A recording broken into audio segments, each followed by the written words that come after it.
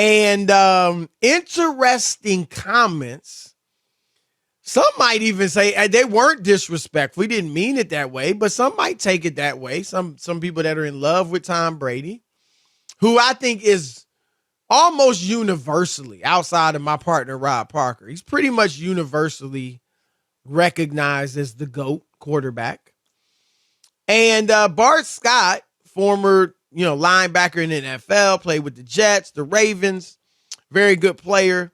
He went on ESPN radio and said he would much rather play against Tom Brady than Peyton Manning. And it wasn't even close. Here he is. I'd much rather go against Tom Brady every day of the week than to go against Peyton Manning. That's how you feel. I believe that's how everybody feels. Peyton Manning gives you a total sense, a different set of anxiety. Like, you have anxiety. Like, you sleep at night like, damn, I do not want to be the tip. I do not want to be the fish. And you don't want to be the guy that like, I see you, Bart. Yep, this is a fire zone from the left side because Bart is cheating to his blitz. He's calling you out. Yeah. With Tom Brady, it was more about Bill Belichick, the entire team, the execution, like them having a game plan. That interesting. What you think? For years, I've been saying this point. Although Tom Brady is considered the GOAT. And you consider him the GOAT. Is that fair? Yeah. I mean, okay. How can you not with 7 Super Bowls? Right. Right? I mean, how can you not? At a certain point, you're just arguing to argue. You just but you hear that, Rob? But I'll speak. What does he call him? The float or something like that? He calls him the loat. The loat. The luckiest of all. Right. Rob sometimes sounds like Pootie Tang when he's doing these things. But I've always said this, and I've played against both of these quarterbacks in their prime, the whole 9 yards. I've never, as an offensive lineman, now we heard that from a defensive star.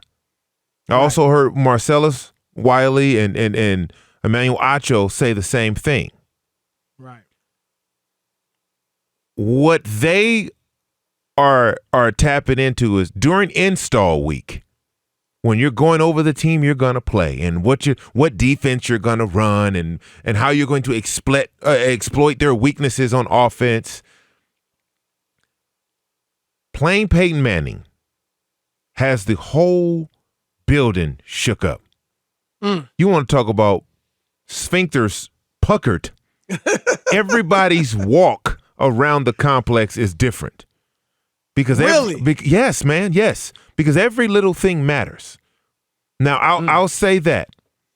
And then I'll double down and say, from an offensive point of view standpoint, when we're playing against the Colts, the defensive coordinator comes into our install room and tells us what we need to do to help them stop Peyton Manning.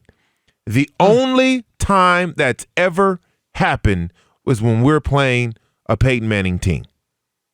No other quarterback, and I've played against them all. You name your top 4 quarterbacks that played in my era, I've played against them all multiple times. No other time has a defensive coordinator or a head coach told us offensively what we need to do to stop Peyton Manning. What does that have to do with us? I'll tell you what it has to do with us. Ball control. Long drives. Right? Keeping the game close. And I remember, I'll never forget it, Christmas Eve, 2007. Christmas Eve, we're at home playing against the Colts. Ron Dane is our running back. The game plan was like nothing I ever heard of. We were going to run the ball. That was the game plan. 3rd and 9, we're running the ball.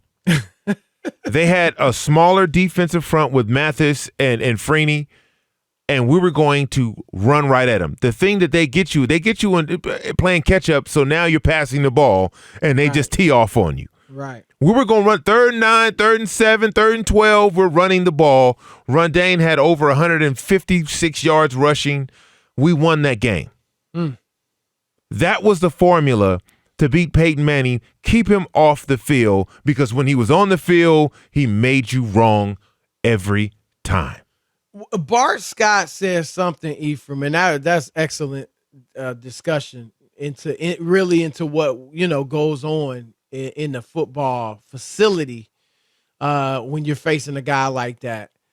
But he says something in his quote that we didn't play.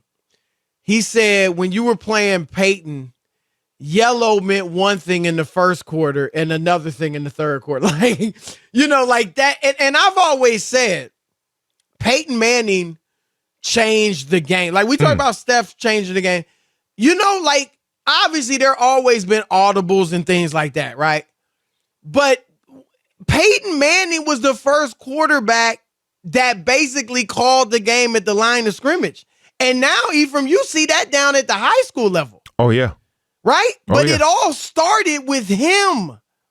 And it's interesting that this conversation just happens to come up right now, because I think this is very comparable to what we're seeing with Steph Curry and all this talk about is he in the top 10 and all that.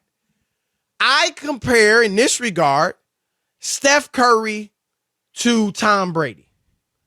Now, I know that teams do game plan for Steph, and he's running around like Reggie Miller, and you got to follow him, and you got to pick him up at half court because his range is so crazy. I get all that. That may be a little more like Peyton Manning.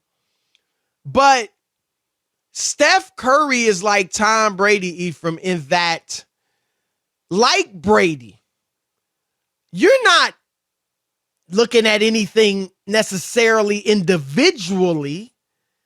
Arm strength, obviously mobility. None of that with Tom Brady blows you away. Obviously, he's accurate. But he has got the intangibles to a A++ level like Steph. He's obviously an intelligent player like Steph. And his skills are very good. Now, they're not Peyton Manning or Aaron Rodgers or some of these other all-time great quarterbacks, but the overall combination makes him who he is. And bottom line is this. You said it. At a certain point, you win so much, you accomplish so much, that it's just like you got to throw your hands up and be like, yo, it's him. I don't care if he can't throw it as far, as fast, as hard, run as fast as so-and-so. He's accomplished too much. And the thing that made me start thinking Brady was a go, because I've been on the man, look at Peyton Manning doing all he's doing. And then Brady, with the first 3 rings, and it was like a lot of the defense and all that. When I start thinking Brady might be the GOAT, Ephraim, was when Randy Moss joined the team. And he put up those incredible numbers with Moss. And I started thinking, my goodness, give him a world-class receiver, and this is what he does? Because, he had won those 3 Super Bowls with just average receivers. With you and me. Right. So he's got the numbers to go along with the Super Bowl rings. That's what makes him the GOAT. And again, with Steph, sure, you can say a Wilt Chamberlain, a Shaquille O'Neal, a Larry Bird, a Kevin Durant, a Dr. J, a Moses Malone. Like, there's a number of players you might say individually, come on, man, you comparing Steph Curry to them? But at a certain point, you achieve so much that it's just like, we gotta give dude his props. We got to give it to him. He's 7 Super Bowls? Right. Who's going to do that? When we going to see that again? I mean, he's got more than any franchise. And honestly, any franchise. Do you know what has to happen for someone to do that? Like Patrick Mahomes, who out the gate, everybody was like, oh, he's the one. Yeah. Right? He's the one. I've said that myself. He would have to go on a hell of a run right now. Right? He would have to go on a hell of a run.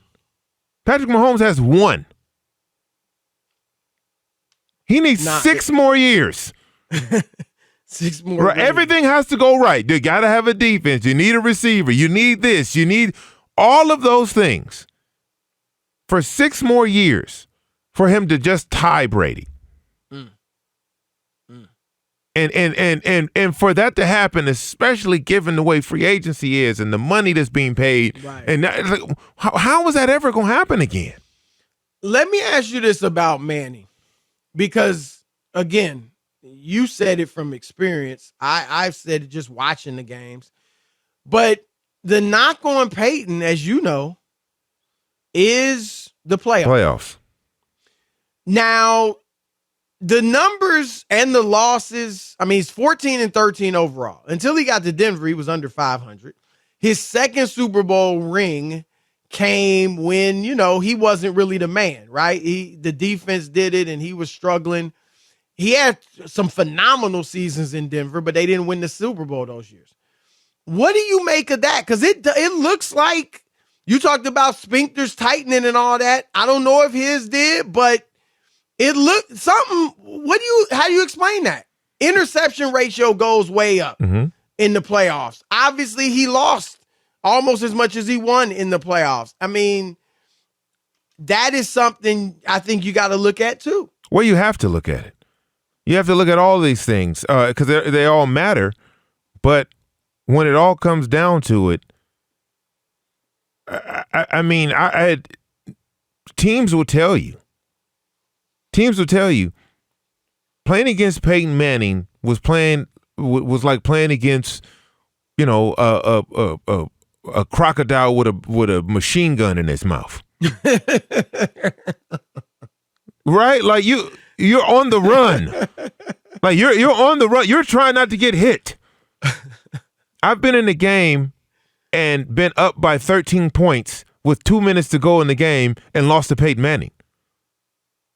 And we had the ball. What? Exactly.